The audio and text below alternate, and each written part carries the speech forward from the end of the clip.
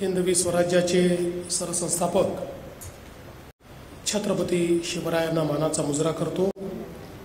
भारतीय राज्यघटनेचे शिल्पकार भारतरत्न डॉक्टर बाबासाहेब आंबेडकर यांना मानवंदना अर्पित करतो।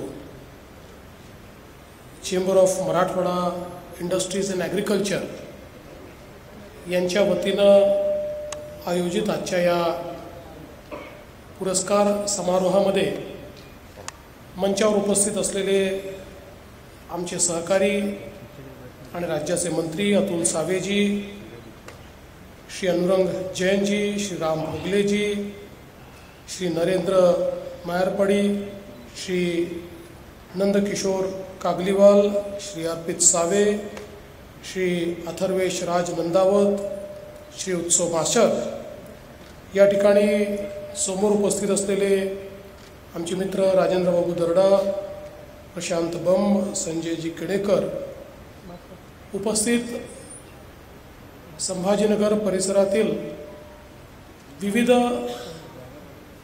संघटनांचे पदाधिकारी आणि या संभाजीनगरला समृद्ध संभाजीनगर बनवणारे सर्व बिझनेस, ट्रेड आणि इंडस्ट्रीमधील माझ्या भगिनी आणि बंधूंनो, मला अतिशय आनंद आहे की आज CMIAच्या अवॉर्ड फंक्शनला या ठिकाणी मी उभा आहे। खरं म्हणजे जुन्या पिढीचं नेतृत्व करताना राम भोगलेजी मराठीमध्ये बोलले, नवीन पिढीचं नेतृत्व करताना अर्पित सावे इंग्रजीत बोलले, आता मी हिंदीत बोलावं की तमिळमध्ये बोलावं असा प्रश्न माझ्यासमोर आहे। पण आपली मायबोली मराठीच बरी आहे, त्याच्यामध्येच मी माझं म्हणणं मांडणार आहे। खरं म्हणजे आमचे प्रमोदजी नेहमी असं म्हणायचे की सुज्ञ माणसाने एकाच कार्यक्रमात दोनदा जाऊ नये। मी आता मागच्याच आठवड्यामध्ये एका कार्यक्रमात CMIAने जो आयोजित केला होता त्या ठिकाणी जाऊन आलो आणि ते असं म्हणायचे की याकरता सुज्ञ माणसाने एकाच कार्यक्रमात दोनदा जाऊ नये, कारण तिथे गेल्यानंतर जर तो मागच्या वेळेस बोलला तेच बोलला तर लोक म्हणतात याच्याजवळ सांगायला नवीन काहीच नाही, हा त्या गोष्टी बोलतो, आणि मागच्या वेळेस बोलला त्याच्यापेक्षा वेगळं बोलला तर लोक म्हणतात बघा याला काही मूल्यच नाही, हा आधी वेगळं बोलतो नंतर वेगळं बोलतो, प्रत्येक वेळी वेगळं बोलतो। पण मला या गोष्टीचा आनंद आहे की तो छोटा कार्यक्रम होता, त्यामुळे त्यातले 25%च लोक या ठिकाणी उपस्थित आहेत, 75% नवीन असल्यामुळे मला असं वाटतं की मी अतिशय योग्य अशा या मंचावर या ठिकाणी आलो आहे।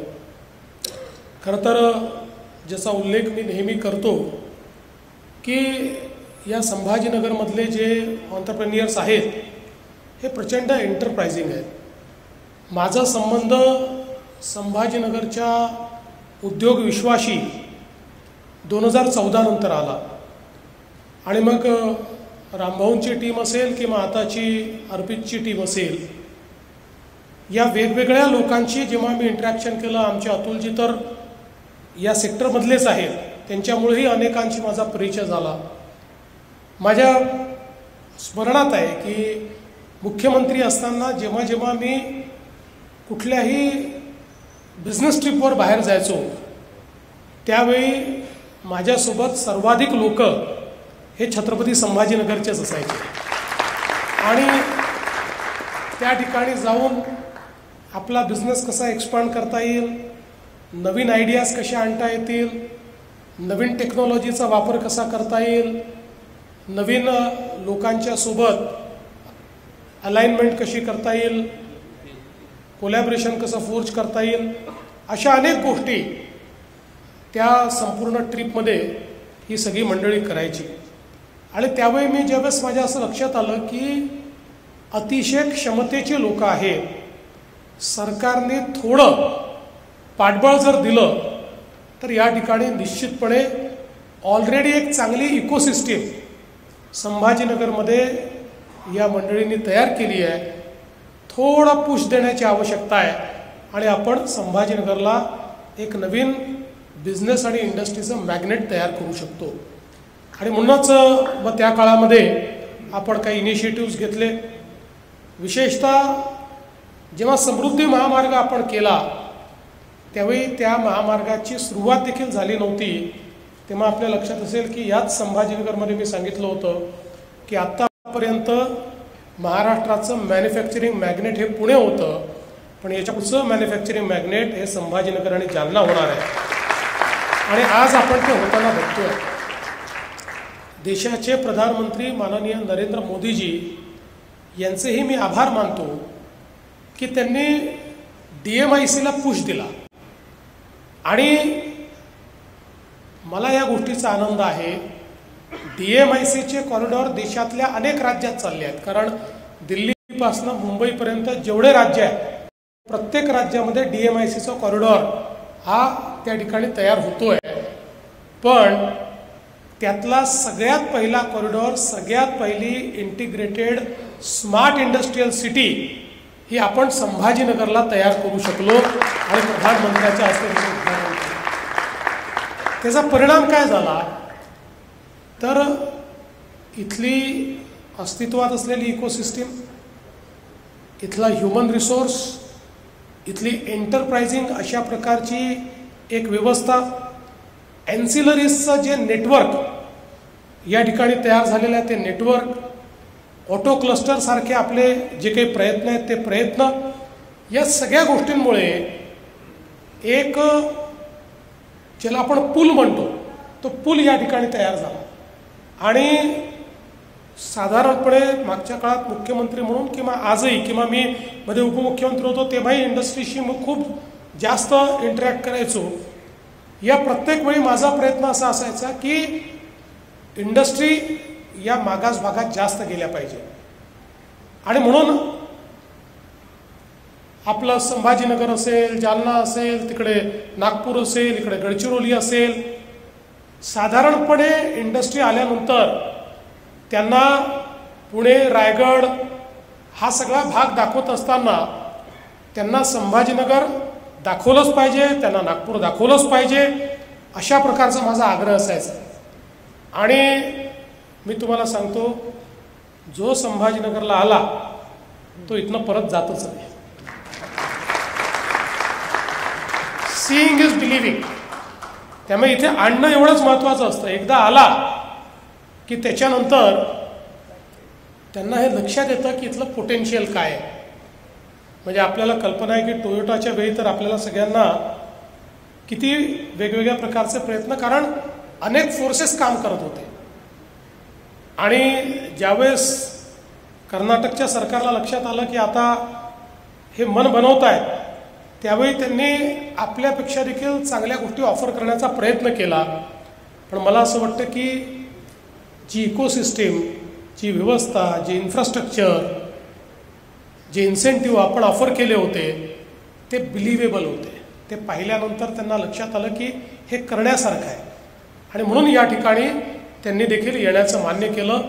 आज मला या गोष्टीचा आनंद आहे की EVच्या क्षेत्रामध्ये आता एक प्रकारे आपल्या देशाचं EV कॅपिटल हे आपण संभाजीनगरला या ठिकाणी करू शकलेलो आहोत.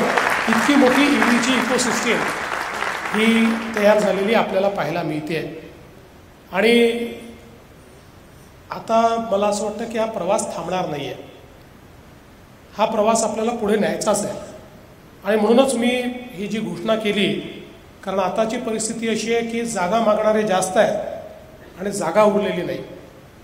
ही आनंदाचीच गोष्ट आहे. नाहीतर आम्ही 5 स्टार इंडस्ट्रियल इस्टेट तयार करायचो आणि त्या 5 स्टार इंडस्ट्रियल इस्टेटमध्ये नुसते रिकामे प्लॉट्स आम्हाला पाहायला मिळायचे. आज या ठिकाणी जागा उरलेली नाही. त्यामुळे नव्याने 8,000 हेक्टर जागा, एकर जागा ही या ठिकाणी आपण आता ॲक्वायर करणार आहोत. आणि मी तुम्हाला सांगतो, आता डावोसला गेलो त्याही ठिकाणी आपल्याकडे येण्याकरता लोकांचा एक ओढा दिसला आणि पुढच्या काळामध्ये हा ओढा थांबणार नाही. मला पूर्ण विश्वास आहे आपण जेवढी जमीन देऊ शकू तेवढ्या इंडस्ट्री या ठिकाणी येतील, हा विश्वास मला आज निश्चितपणे आहे. आणि हे सगळं करत असताना 2-3 महत्त्वाचे मुद्दे तुम्ही याला पुढे नेण्याच्या दृष्टीनं मांडलेले आहेत. पहिला मुद्दा तुमचा जो काही इंडस्ट्रीयल रिंग रोडचा मुद्दा आहे हा अत्यंत महत्त्वाचा आहे.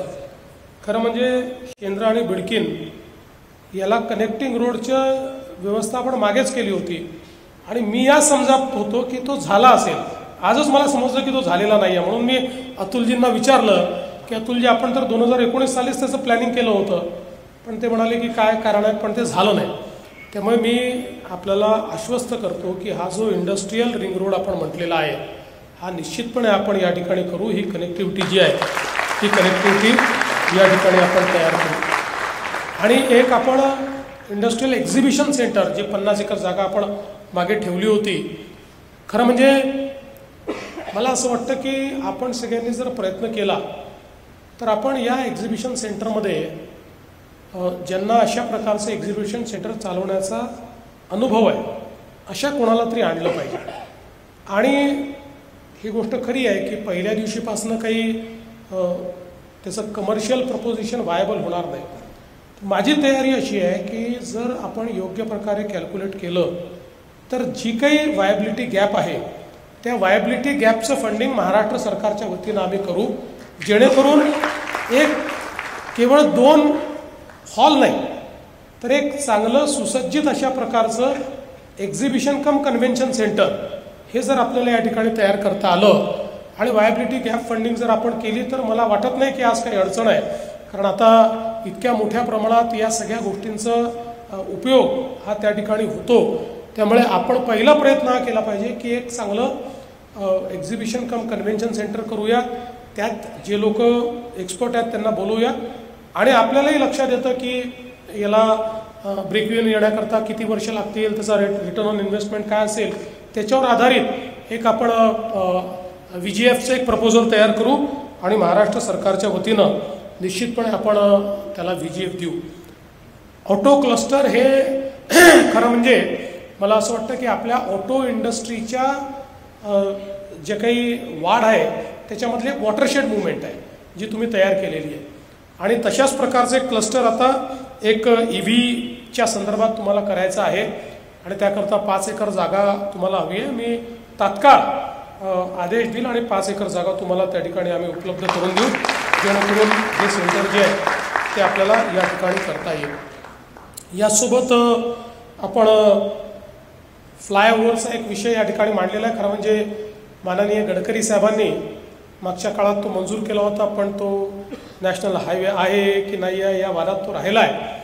त्यामुळे पण तो आवश्यकच आहे, कारण त्याच्याशिवाय मला वाटत नाही की आपण संभाजीनगरच्या ट्रॅफिकला आणि जो थोरो ट्रॅफिक आहे त्याला काही त्यातनं आपण म्हणजे मार्ग काढू शकू.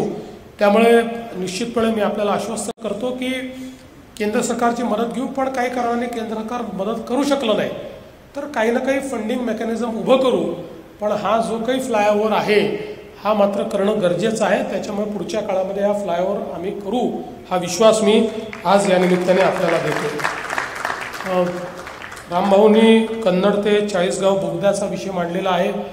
खरं म्हणजे 2 मिनिस्टर्सनी एकत्रित येऊन त्याला फायनान्स करायचं ठरवलं आहे. त्यामुळे शादी में अब्दुल्ला दिवा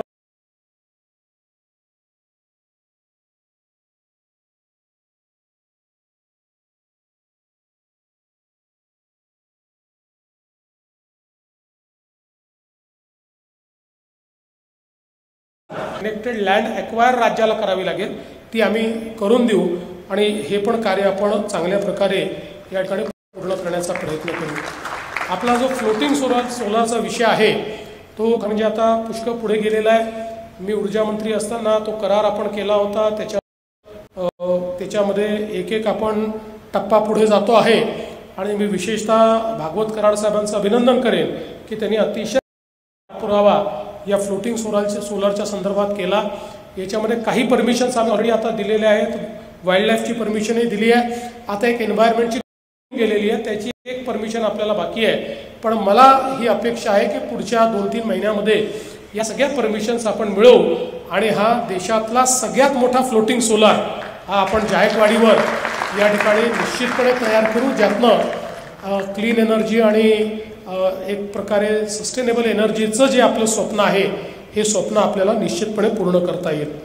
आज या निमित्ताने मला सांगितलं पाहिजे की ज्या प्रकारे मराठवाड्याचा विकास करण्याचा आमचा प्रयत्न आहे, विशेषतः मागच्या माझ्या रेजिममध्ये मी स्वप्न बघितलं होतं की मराठवाड्याला दुष्काळमुक्त करायचं आहे आणि त्याकरता जे समुद्रात वाहून जाणारं पाणी आहे ते मराठवाड्यामध्ये आणून मराठवाड्याचं गोदावरीचं खोरं जे एक तुटीचं खोरं आहे हे आपल्याला त्या ठिकाणी त्याची तूट भरून काढता येईल. मला आज सांगताना आनंद वाटतो की त्या संदर्भात जवळजवळ सगळे निर्णय आम्ही पूर्ण केले आणि आता त्याचा जो काही DPR आहे तो DPR आम्ही तयार करतो आहोत. आणि DPR पूर्ण झाल्यानंतर, कारण हा DPRच तयार करायला किमान 6 महिने लागतील, पण तो DPR तयार केल्यानंतर जवळपास 50 TMC पाणी हे वेगवेगळ्या योजनांच्या माध्यमातून आम्ही गोदावरीच्या खोऱ्यामध्ये आणू आणि त्यातनं या संपूर्ण मराठवाड्याला दुष्काळमुक्त हे आम्ही पुढच्या 5 ते 7 वर्षामध्ये करू. यासोबत मराठवाड्याचा जो पश्चिम महाराष्ट्राला लगतचा जो काही भाग आहे, विशेषतः उजनीच्या जवळचा जो सगळा भाग आहे, त्या ठिकाणी आता आम्ही एक नवीन योजना सुरू केलेली आहे की ज्याच्यामध्ये कोल्हापूर आणि सातारा, कोल्हापूर आणि सांगली या 2 शहरांना सातत्याने पुराचा सामना करावा लागतो. आणि आपल्या लक्षात असेल की 2019 साली प्रचंड पूर त्या ठिकाणी आला होता आणि मग त्यावेळी मी वर्ल्ड बँकेसोबत बोलणी करून एक एक्सपर्ट्सची टीम त्याच्यावर लावली होती आणि आपल्याला आश्चर्य वाटेल, पुढच्या राज्यांच्या हिस्साचं पाणी हे सगळं पाणी सोडून, म्हणजे जे वाटलेलं आहे केवळ फ्लड वॉटर 2019 साली. आता आपण या 2 शहरांमध्ये हे जे पाणी जमा होतं, हिस्टॉरिकली जर आपण पाहिलं तरी दरवर्षी 80 TMCच्या खाली ते पाणी नसतं. एवढं सगळं फ्लड वॉटर उपलब्ध आहे. आपला प्रयत्न आहे की आता, आणि त्याला वर्ल्ड बँकेने मान्यताही दिली आहे, मेमध्ये आपण त्याचे टेंडरही काढतो आणि त्यातनं किमान 30-35 TMC पाणी हे उजनीच्या माध्यमातून मराठवाड्याकडे आणायचं, अशा प्रकारचा आता आम्ही एक योजना तयार केलेली आहे. त्याच्यामुळे मला असं वाटतं की पुढच्या काळामध्ये, कारण पाणी केवळ शेती करता नाही तर उद्योगालाही पाण्याची गरज आहे, पिण्याच्या पाण्यालाही पाण्याची गरज आहे. त्यामुळे पाणी हे, आणि मराठवाडा जर समृद्ध करायचा असेल तर मराठवाड्याला दुष्काळमुक्त करणं हे अत्यंत काळाची गरज आहे आणि ती गरज ओळखून आज आपण खूप मोठ्या प्रमाणात हे काम सुरू केलेलं आहे. यासोबत आता आपल्याला माहिती आहे की शक्तिपीठ महामार्गाचं काम देखील आपण आता हातामध्ये घेतोय. जसं समृद्धी महामार्ग आहे तसा शक्तिपीठ महामार्ग हा जवळपास मराठवाड्यातल्या सगळ्या जिल्ह्यांना त्या ठिकाणी टच करून जाणार आहे. जवळपास सगळे जिल्हे त्यांनी लाभान्वित होणार आहे. आणि हा जरी आपले टुरिस्ट डेस्टिनेशन किंवा आपले जे शक्तिपीठ आहेत, आपले जे रिलिजियस डेस्टिनेशन आहेत, यांना टच करत असला तरी हा मराठवाड्याकरता एक बिझनेस आणि इंडस्ट्रीची वाहिनी म्हणून हा रोड आपण तयार करतो आहोत, जो नागपूरपासनं तर गोव्यापर्यंतचा रस्ता आहे. आणि यातनं एक साऊथ कनेक्टिव्हिटी देखील आपली चांगल्या प्रकारे तयार होणार आहे. त्यामुळे विशेषतः मराठवाड्यातला एक मोठा भाग जो आता एक प्रकारे इंडस्ट्रीपासनं दूर आहे किंवा ज्या ठिकाणी दळणवळणाच्या तेवढ्या सोयी नसल्यामुळे इंडस्ट्रीने अजून त्या ठिकाणी आपला जोर धरलेला आहे, असा सगळा भाग या एका रस्त्यामुळे ढवळून निघेल आणि खूप मोठ्या प्रमाणात त्याचा देखील हा आपल्याला पाहायला मिळेल. यासोबत आपल्याला कल्पना आहे की महाराष्ट्रामध्ये आपण निर्णय केला, आज आपलं जे JNPTचं पोर्ट आहे आपल्या एक्सपोर्ट्स आणि इम्पोर्ट्सच्या दृष्टीने, ते पोर्ट आपल्या देशाचा 65% कंटेनर ट्रॅफिक एकटं JNPT पोर्ट हँडल करतं. आणि आज आपल्याला कल्पना आहे तिथला टर्नअराऊंड टाईम जास्त होतो. अनेक सोयी केल्या तरी आपला आज व्यापार इतका वाढतोय की आपल्याला खूप मोठ्या कॅपॅसिटीची आवश्यकता आहे. आणि म्हणून आता आपण वाढवणला नवीन पोर्ट बांधण्याला सुरुवात केलेली आहे.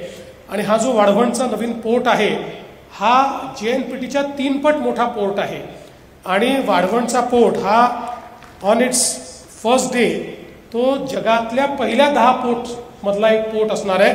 इतका मोठा पोर्ट आपण बांधतोय आणि या वाढवणच्या पोर्टला समृद्धी महामार्गावरनं थेट कनेक्टिव्हिटी आपण देतोय. नाशिकच्या जवळून थेट कनेक्टिव्हिटी, कारण नाशिकपासून 109 किलोमीटर केवळ वाढवण पोर्ट आहे. त्याच्यामुळे एक डेडिकेटेड ग्रीनफील्ड आपण ॲक्सेस कंट्रोल रोड हा त्या ठिकाणी तयार करतो आहोत, जेणेकरून आज आपण विचार केला तर आपल्या संभाजीनगरच्या या सगळ्या इकोसिस्टीमला इम्पोर्ट किंवा एक्सपोर्ट करता त्या ठिकाणी JNPT पोर्ट आता समृद्धी महामार्गामुळे आपल्याला 5-6 तासाचाच टर्नअराउंड टाईम त्या ठिकाणी राहिला आहे किंवा रिचिंग टाईम झालेला आहे. तसंच वाढवण पोर्टला देखील संभाजीनगरवरनं 6 ते 8 तासामध्ये आपण कंटेनर घेऊन जाऊ शकू अशा प्रकारची व्यवस्था आपण त्या ठिकाणी उभी करतो. त्यामुळे मला असं वाटतं की पुढच्या काळामध्ये पोर्टलेट डेव्हलपमेंटचा जो काही एक परत फायदा आहे तो मोठ्या प्रमाणात आपल्याला उचलता येईल आणि एक्सपोर्ट ओरिएंटेड ज्या काही आपल्या इंडस्ट्रीज आहेत त्याच्याकरता एक वेगळी इकोसिस्टीम ही आपल्याला या भागामध्ये निश्चितपणे तयार करता येईल.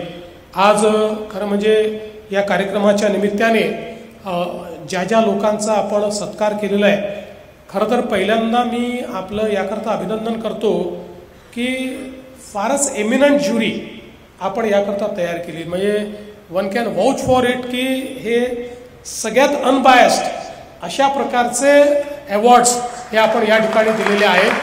कारण फार एमिनंट ज्युरीने आणि एका चांगल्या प्रोसेसमधनं आपण हे जे अवॉर्ड्स आहेत त्याचं या ठिकाणी डिस्ट्रीब्युशन केलेलं आहे. याचे जे विनर्स आहेत Shrikant Mundada Rucha Engineering, Neo Pharmtech, Matrix Life Sciences, Sanjeet Auto Parts, Ajanta Pharma, Fine Packaging, Kalika Steel, Practic Industries, या सर्व जे काही विनर्स आहेत त्या सर्व विनर्सचं मी अतिशय मनापासून अभिनंदन करतो. आणि मला असं वाटतं की यातनं त्यांना आणि इतरांना देखील अधिक चांगलं करण्याची इच्छा निश्चितपणे तयार होईल. खरं म्हणजे मी तर असं म्हणेन की all those who are nominated are winners. कारण नॉमिनेट होणं हे देखील विनिंगची एक पहिली स्टेप आहे. त्यामुळे तेही विनर्स आहेत आणि हे विनर अमंगस्ट विनर्स आहेत. त्याच्यामुळे मला असं वाटतं त्या दोघांचंही मी अतिशय मनापासून या ठिकाणी अभिनंदन करतो. CMIAनी असंच चांगलं काम हे यापुढेही करावं. खरं म्हणजे तुमच्या नावातच CM आहे, त्यामुळे तुम्हाला CMची आवश्यकता नाही आहे. त्यामुळे मी CM असो का नसो मी तुमच्यासोबत आहे. बाकी तुमचा जो CM परमनंट आहे, पण तुम्ही असंच चांगलं काम करावं अशा प्रकारची अपेक्षा मी व्यक्त करतो. आणि पुन्हा एकदा आपल्या सर्वांचं अतिशय मनापासून अभिनंदन करून मी माझे 2 शब्द संपवतो. धन्यवाद. जय हिंद, जय Maharashtra. What is success without memories? I request our awards team, back office team, Aniket, Ravish, Utkarsha, Harshvardhan Jaju, Mihir and Harshit quickly to join us on the stage.